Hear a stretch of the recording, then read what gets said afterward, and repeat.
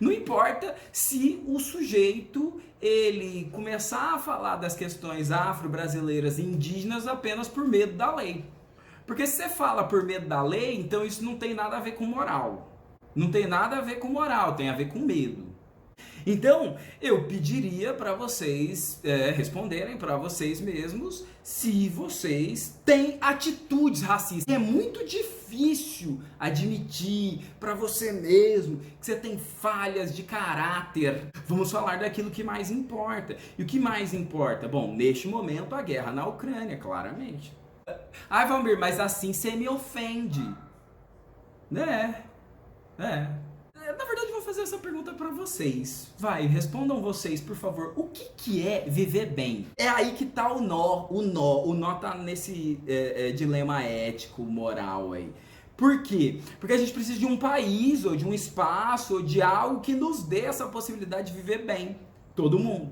Bom, se a gente não visse e não vivesse as consequências da escravidão até hoje, isso seria verdade. Então, se a gente tem uma ferida sangrando, como é que eu estanco, passo um paninho e falo, vambora? Não dá. Você percebeu por que não dá? Aí o chato é o cara que olha pra trás e fala, mas vocês não consertaram lá atrás. E aí sem consertar não vai ter desenvolvimento. A paz é uma bosta. Resolve pra você. Ué, resolver pra você não resolve pra ninguém. Percebe? Porque resolver por você já estava resolvido antes. Você esquece que eu sou um sujeito, que eu sou uma pessoa, que eu tenho dor. Então a pergunta é, se a ferida da escravidão ainda está aberta, como é que eu posso imaginar que esse sujeito não tenha ódio? Você quer que ele não tenha ódio, e eu gostaria que ele não tivesse ódio. Mas ele tem. Então o que eu tenho que fazer? Seguir personalidades negras nas redes sociais. Escutar músicas dos pretos e das pretas.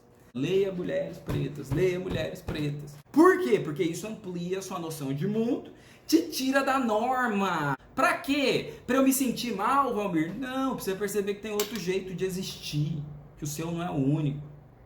Certo? Então, ao invés de dizer que tudo é mimimi, que essa coisa de racismo é algo chato, tá na hora da gente discutir por que as estruturas te favorecem tanto. E se você acha que não, é porque você está mal informado. Para finalizar, eu coloco o W.E.B. Du Bois para falar da branquitude e ele fala do salário psicológico. Porque o branco e o preto pobres no Brasil eles se igualam muitas vezes. Só que o que o W.E.B. Du Bois vai falar? Ele vai falar que uma das questões é que o branco ele olha para si e fala assim: ó, minha vida tá ruim, mas a dos negros tá pior. Então tá tudo bem. Salário psicológico.